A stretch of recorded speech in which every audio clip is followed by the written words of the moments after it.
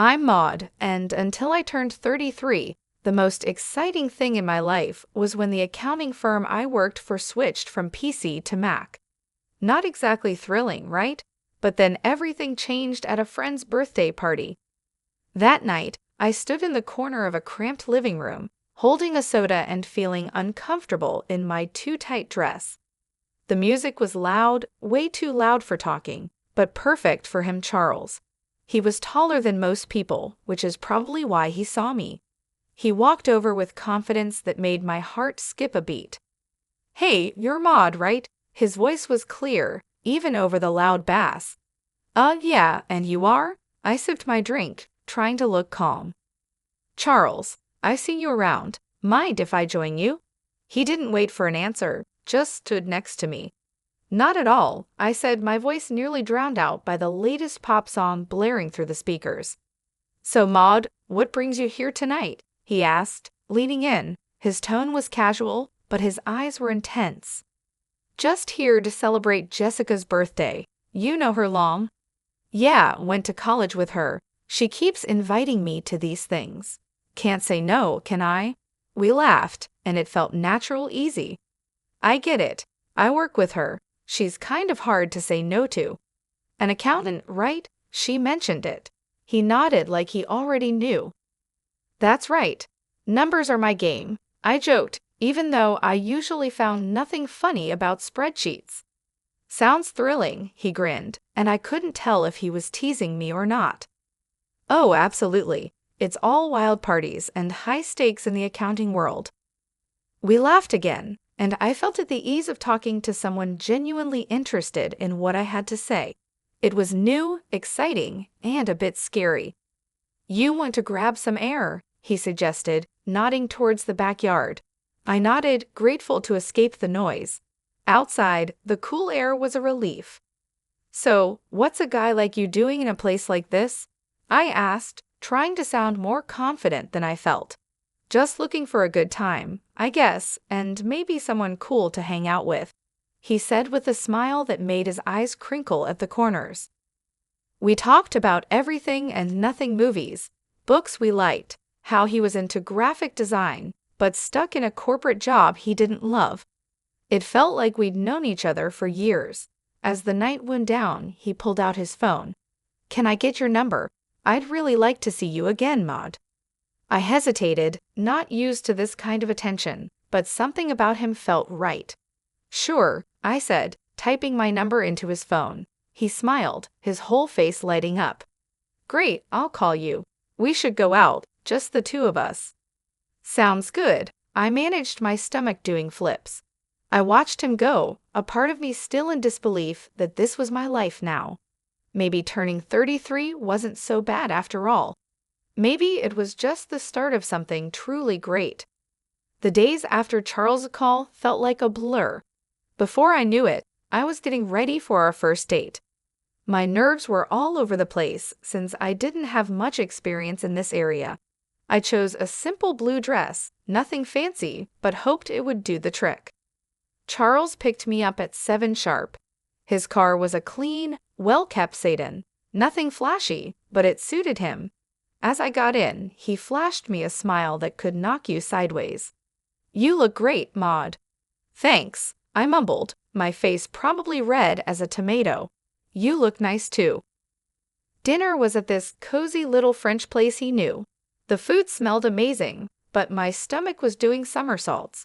We ordered pasta, him with some fancy sauce and me with plain old marinara. "So, Maud, tell me something about you that no one else knows," he said, twirling his spaghetti expertly onto his fork. I chuckled, playing with my food more than eating it. "Well, I'm pretty boring, but I guess not everyone knows I can solve a Rubik's Cube in under a minute." He raised his eyebrows. "Really now? That's pretty cool. You'll have to show me sometime." "Sure," I said, starting to relax a little. "What about you? Any hidden talents?" "I make a mean breakfast burrito," he boasted with a grin. "Best you'll ever have." "I'll take your word for it. Maybe you can prove it sometime." I teased. The conversation flowed, and for the first time in a long while, I felt like I was exactly where I was supposed to be. The next few weeks were a whirlwind. We saw each other constantly. Charles would come over after work, and I'd meet him for lunch near his office. He showed me his favorite spots around town, little nooks I'd never noticed before. It was like seeing the city for the first time. Things took a serious turn when he invited me to meet his parents, Brian and Camille. They lived in a small, cozy house full of photos and little decorations. Camille hugged me the second we walked in. "Oh, we've heard so much about you, dear," she said, squeezing my shoulders. "She's lovely," Charles said, and I could tell he was pleased. We sat down to dinner, and the conversation was nonstop. "So, Maud, Charles tells us you're an accountant. That must be interesting," Brian said, passing me the potatoes. "It has its moments," I replied. "Mostly just numbers, but I like the order of it." "And how's your family?" Camille asked, genuinely interested. "They're good, thanks. My dad's a businessman, always busy, but he's been really supportive of me. It was all happening fast, but it felt right. It was as if everything in my life had been leading up to this meeting.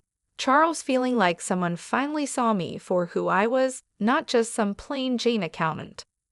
One evening, a few months into our whirlwind romance, we were walking along the riverbank. The city lights reflected off the water, and it was pretty in a postcard kind of way. "Maud, I've been thinking," he started, stopping and facing me. "Yeah?" I asked, my heart starting to race. "I don't want to wait any longer. I know this is fast, but will you marry me?" Just like that, my world changed. No hesitation, no doubt, just a simple, "Yes, Charles, I'll marry you." The whirlwind didn't stop there. Soon after, I introduced Charles to my father.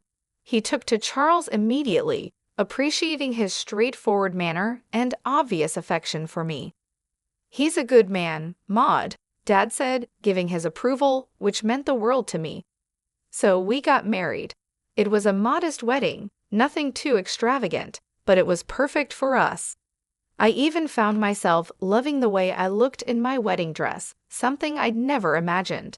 Smiling wide, I posted photos on my social media, sharing my joy with friends and family. After the wedding, life didn't slow down, it picked up pace. Charles and I barely had time to savor our newly bliss before he suggested something big. "Hey Maud, I've been thinking," he said one evening as we unpacked another box of wedding gifts in our cramped apartment. "How about we move in with my folks?" I paused, holding a coffee mug in my hand. "Live with your parents?" He nodded, looking serious. "Yeah, they're not getting any younger, and I'd feel better if we were around to help out. Plus, it would save us some money on rent." It made sense, but moving in with the in-laws, that was sitcom territory. "Are you sure they'd want us there all the time?" "Absolutely," he assured me. "Mom's been hinting about it ever since we got engaged. Come on, it'll be good." 3 weeks later, there we were, pulling up to his parents' house with our lives packed into a bunch of boxes. Charles's mom, Camille, was waving from the porch before we even got out of the car. "Oh, Maud, we're so thrilled to have you both here," she exclaimed, pulling me into a hug that was a bit too tight. Brian, Charles's dad, clapped him on the back. "Welcome home, son, and you too, Maud." The house was cozy, stuffed with furniture that looked like it belonged in a museum of the 1973s. I tried to keep a smile on my face, but I was already missing our little apartment. Charles sensed my hesitation. "It's going to be great, you'll see," he whispered as we carried boxes inside. The first few days were an adjustment. Camille was constantly hovering, always popping into our room to ask if we needed anything. "Just making sure you're comfortable," she chirped, while I tried not to cringe at the invasion of privacy. One evening, we all sat down for dinner, Charles, me, Brian, and Camille. The conversation was painfully mundane until Charles dropped another bomb. "So the house needs some major repairs," he announced casually between bites of meatloaf. I choked on my mashed potatoes. "Repairs?" "Yeah, the roof's a mess, and the plumbing's from the dark ages," he said. Brian nodded solemnly. "We were thinking," Charles continued, avoiding my gaze, that maybe we could all chip in for the costs. I glanced at Camille, who was suddenly very interested in her plate. All of us. Well, I just got this pay cut at work, Charles muttered, so I'm a bit strapped at the moment. There it was. I felt a knot form in my stomach. I'll see what I can do, I managed to say, even though I wanted to say much more. Camille perked up, tears welling in her eyes. Oh, Maud, that would be so helpful. You're such an angel. The next few weeks were a blur of contractors and repairs. I wrote checks and smiled through gritted teeth as Camille gushed about how wonderful the house was looking.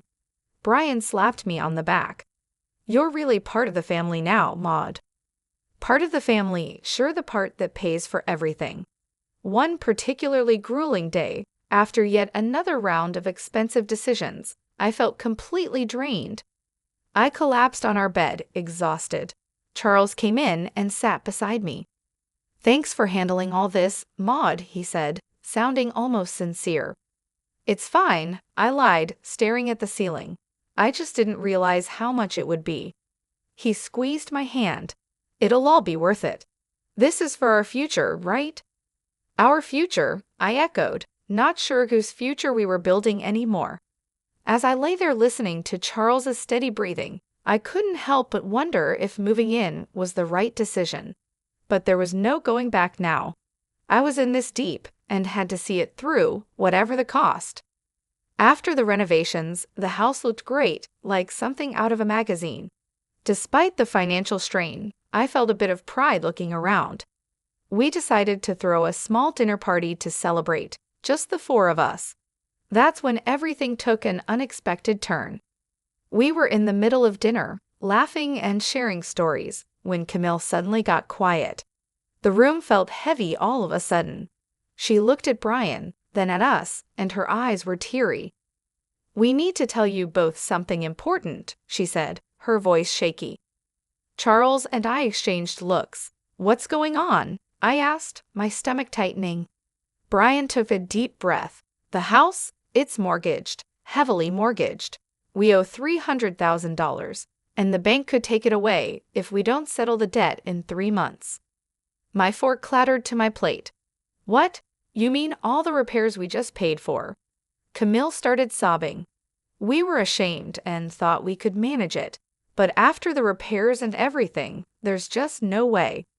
I felt like I was in a bad dream. All the money, all the effort, and it was for a house that wasn't even secure. So, what are you saying now?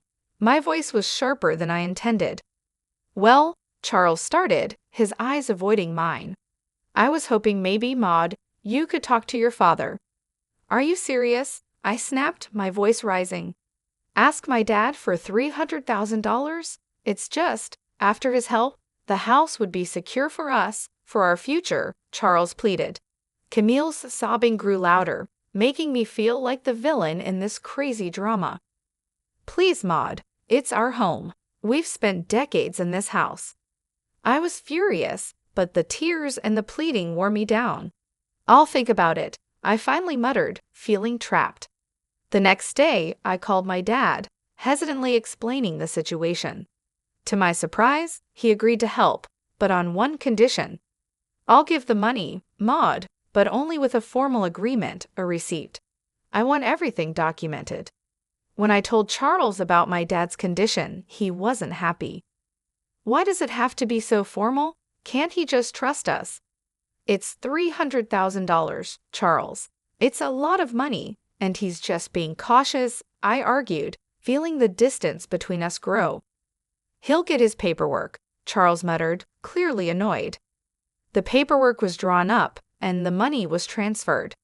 Camille and Brian were relieved, constantly thanking me, but the air between Charles and me had changed. There was a coldness that wasn't there before. Just when I thought my life couldn't get any darker, tragedy struck suddenly. Maud, it's your Kayla, it signs. Her voice came through the line shaky and choked. Your dad, he had a heart attack. It's bad. My heart dropped to my stomach. What? How is he? He didn't make it. Honey, I'm so sorry. The phone nearly slipped from my hand. No, that can't be right, I mumbled, numb. I hung up and turned to find Charles standing in the doorway. What's wrong? He asked, his voice low. My dad, he's gone, I managed to say before everything inside me broke and I started sobbing. Charles came over and put his arm around me, but it felt like being hugged by a stranger. I'm sorry, Maud, he said, and it sounded sincere, but I was too lost in my grief to really hear him. Exhausted from another long day of funeral planning and dealing with the agency, I came home earlier than usual. I expected the house to be quiet, but as I inserted my key into the front door, I heard voices from the living room. It was Charles, his tone dripping with frustration and disgust, talking to his parents. I can't do this anymore. Living with her is driving me nuts. It's too much, Charles complained.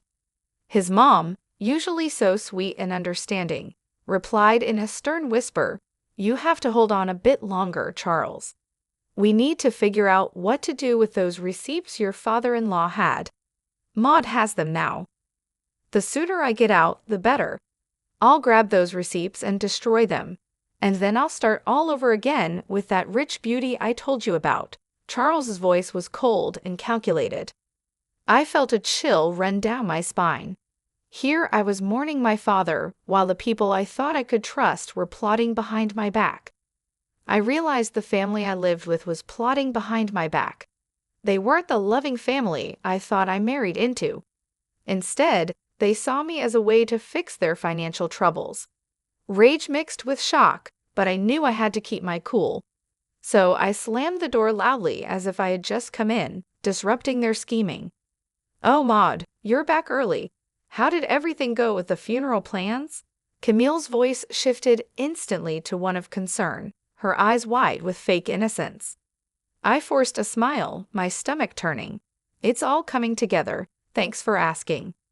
As I spoke, I could see the quick glances they shot each other, their faces a mask of fake concern. It made my skin crawl knowing their true colors. But I realized that showing my cards now wouldn't help. I needed to be smart. I needed to protect what was mine and possibly even get some justice for their deceit. The funeral was somber, the air heavy with grief and murmured condolences. But as the ceremony wrapped up and we returned to Charles's parents' house, the true colors of the family I married into began to show. As we gathered in the living room, sipping on lukewarm coffee, Charles's demeanor shifted. His usually charming facade crumbled away, revealing something more sinister. With a cold laugh, he looked straight at me and dropped the bomb. Maud, pack your things. You need to get out. I've got someone else now, someone better. His words should have felt like a slap. I pretended to be stunned, but before I could respond, Camille chimed in with a snide giggle. We've really had enough of you, dear. We only put up with you for your money. What about the house? I asked, fading innocence. The house that I paid to fix, the $300,000 I poured into it. Camille laughed harder, as if I'd told the best joke of the year. Oh, sweetie, this house is ours. You're nothing here. Charles's smirk widened. And those receipts you're so proud of. Found them in your dad's house and burned them. They're gone. For a moment, I let them believe they had won, but then I couldn't help it. I burst into laughter, my reaction confusing them, their smiles faltering. Why are you laughing? What's so funny? Charles demanded. I wiped a tear from my eye, still chuckling. You three are just pathetic. You think you're so clever. The receipts you destroyed. They were copies. The real ones are safe with my lawyer. The color drained from their faces. Charles's arrogance turned to panic. You can't prove anything, he stammered. I can, and I will. I shot back, my voice steady and firm. Now, I want my money back, all of it, or my next call is to the police. Charles and Brian looked at each other, their earlier confidence replaced by fear. Brian, usually so bold and brash, began to plead. Maud, please, let's talk about this. We can sort something out. With the truth out and leverage in my hands, Negotiations with Charles and his parents dragged on longer than I expected. It was clear they were trying every angle to sway the terms in their favor, but I wasn't about to budge. "Look, it's simple," I stated firmly during one of our many discussions at their now legally mine kitchen table. "The house gets transferred to my name in exchange for the money. That's the deal. No more games." Finally, they relented. We all agreed that the best course of action was to make everything official and legal. I insisted that everything be documented by a lawyer and confirmed with the proper papers. "I want no corners cut," I emphasized. At the lawyer's office, the atmosphere was tense as documents were signed and notarized. I watched closely as each signature was applied, ensuring there was no room for further deceit. Once everything was finalized, I collected the documents related to the transfer and turned to Charles's mother, who looked deflated yet somehow still carried a hint of her former haughtiness. "I'll be keeping these in a safe place," I said, holding up the papers before slipping them into a folder, just to ensure no one is tempted to pull any stunts. With the legalities handled, the divorce proceedings were straightforward. Charles was quiet, his earlier arrogance nowhere to be seen. When the final papers were signed, I felt a weight lift off my shoulders. A chapter closed. On the day they moved out, I stood on the porch of my now fully owned house and watched Charles, his mom, and Dad carry their belongings to a rental van. Their movements were slow, the mood somber. I couldn't help but feel a mix of satisfaction and sorrow. This wasn't how I imagined my marriage ending, but under the circumstances, it was the best possible outcome.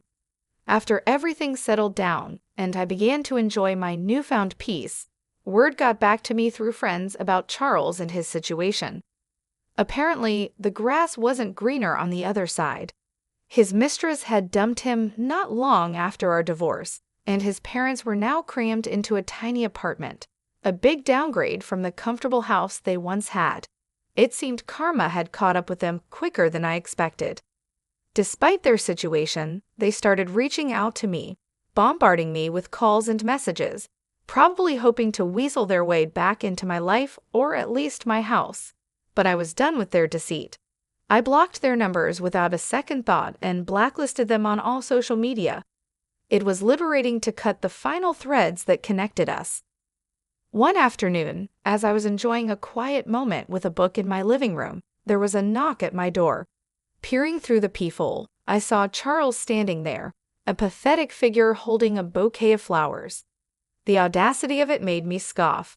Opening the door, I couldn't help but laugh outright at the sight of him. "Really, Charles? Flowers?" He shuffled uncomfortably, the bouquet seeming to wilt along with his spirits. "Maud, I've realized so many things. I was wrong, terribly wrong. Remember when you told me I disgusted you?" I interrupted, leaning against the doorframe, not hiding my amusement at his discomfort. "What changed, Charles? Run out of options?" He looked down, the shame clear on his face. I made mistakes, but I'm here to make things right." I shook my head, almost feeling sorry for him. "Almost. You're not here to make things right, Charles. You're just desperate to get back to your comfortable life. But guess what? That life doesn't exist anymore, not for you." His face fell, and he took a step back as if my words were physical blows. "Maud, please." "Save it," I cut him off sharply. "I want you to leave. Don't come back here. We're done. Forever." Charles stood there for a second longer, his hope visibly crumbling. Then, without another word, he turned and walked away, his shoulders hunched in defeat. I returned to my book, feeling a sense of finality and relief. I smiled to myself, feeling the quiet of the house wrap around me like a comforting blanket. It was such a stark contrast to the chaos that once filled this space. The constant noise, the tension, the deceit, all of it was gone now. I could finally breathe deeply without the weight of worry on my chest. I was finally at peace, living life on my terms. I glanced around the room, taking in the calm atmosphere. The sun streamed in through the windows, casting a warm glow over everything. I realized how much I loved this house now that it was truly mine. The walls, once witnesses to arguments and schemes, now seemed to echo with serenity and contentment. I thought back to the days of turmoil and manipulation, remembering how trapped I felt. Charles and his family had taken so much from me, both emotionally and financially. But now, they were out of my life for good. No bouquet of flowers or sweet talk could change that. Their attempts to manipulate me were over. As I sipped my tea and returned to my book, I felt a sense of triumph. I had faced betrayal and heartbreak, but I had come out stronger on the other side. I had taken control of my life and my future. The peace I felt now was well-earned and deeply cherished. I was truly finally free. Free from lies, free from deceit, and free to live my life as I chose.